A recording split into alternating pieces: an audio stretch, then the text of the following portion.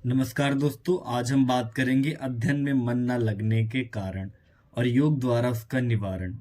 विद्यार्थी अध्ययन के द्वारा ज्ञान प्राप्त करता है, लेकिन हम देखते हैं कि कक्षाओं में हर विद्यार्थी के विषय को ग्रहण करने की क्षमता अलग अलग होती है।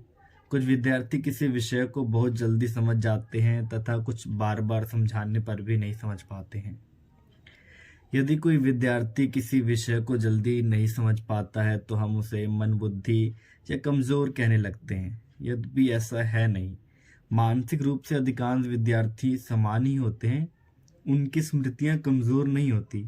अंतर केवल इतना होता है कि उनकी विषय में रुचि नहीं होती है। कुछ विद्यार्थी विषय या अध्ययन के अतिरिक्त अन्य बातों में ज़्यादा दिलचस्पी लेने लगते हैं। उदाहरण के लिए जैसे क्रिकेट, गीत, टीवी के कार्यक्रम जैसे कुश्ती, कार्टून आदि के बारे में खूब जानकारी रखते हैं।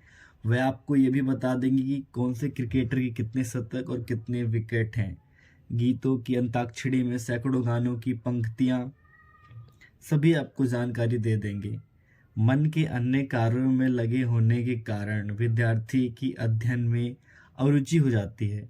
वह कक्षा में भी अध्यापक के पढ़ाते समय विषय पर ध्यान नहीं दे पाते, वह जिससे वह विषय उनके लिए और कठिन हो जाता है। वह पढ़ाई से मन चुराने लगते हैं और असफल हो जाते हैं।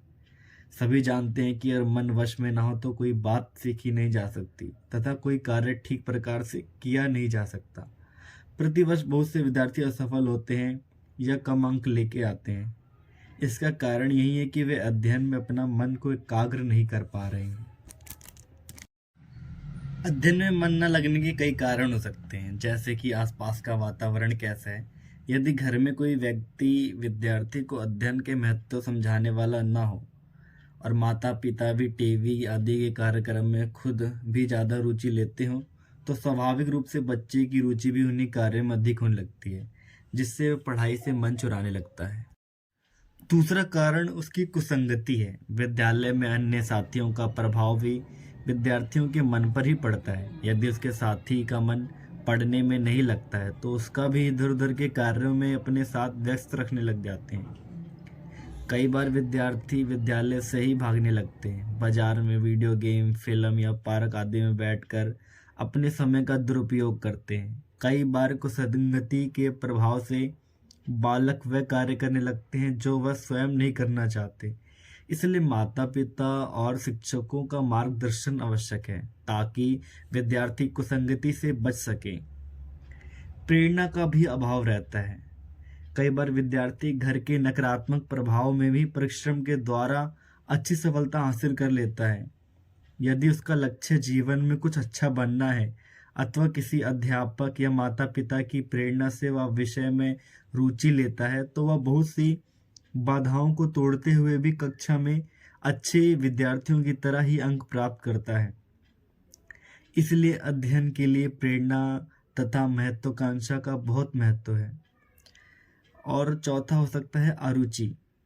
अध्ययन में मन न लगने का मुख्य कारण विषय में अरुचि ही है, क्योंकि रुचि का सीधा संबंध विषय को ध्यान से पढ़ना या समझना।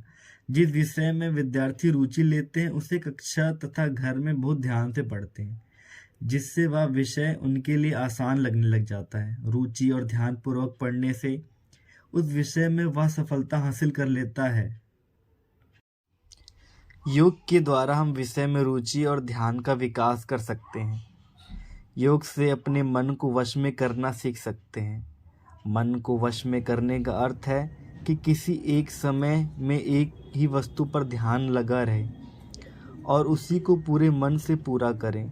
स्वामी विवेकानंद ने कहा था कि यदि मुझे दोबारा पाठशाला जाने का मौका मिले तो सबसे पहले मैं योग अभ्यास से अपने मन को वश में करना सीखूं तथा ध्यान के द्वारा एकाग्रता हासिल करूं। संसार में सभी कार्यों की सफलता मन की एकाग्रता पर ही निर्भर करती है। जितनी एकाग्रता से हम अपने मन को किसी विषय में लगा पाते हैं उतनी जल्दी हम उसमें सफलता मिलती है।